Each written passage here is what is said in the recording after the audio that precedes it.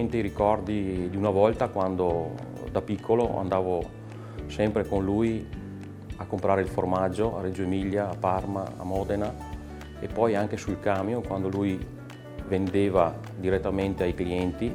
Lui è sempre così, quando taglia la forma è un rito che proprio ancora adesso con l'età che ha è ancora quello, è sempre la stessa persona.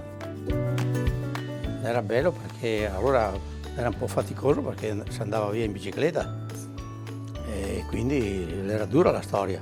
Pioveva, che era quando veneva che bisognava sempre essere a contatto e bisognava essere che non essere mai male perché bisognava pioveva, non si cambiava né mia, se teneva indosso tutto quel che era. Allora, la storia nasce da mio nonno, Beppi Scapin.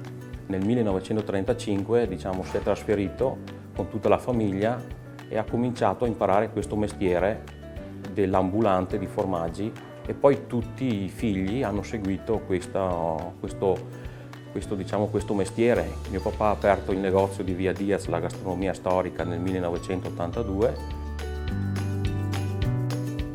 Questo luogo di incontri ci piacerebbe metterlo anche a disposizione di chi produce, perché la nostra missione dovrebbe essere quella di portare in questo posto il produttore che trasmette direttamente al cliente finale queste emozioni e le fatiche.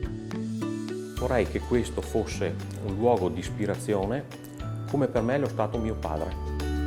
Tutte le volte che mi ho aperto una forma di formaggio la sento subito se il formaggio è buono, se il formaggio non è mia buono, se è maturo, se non è mia a posto.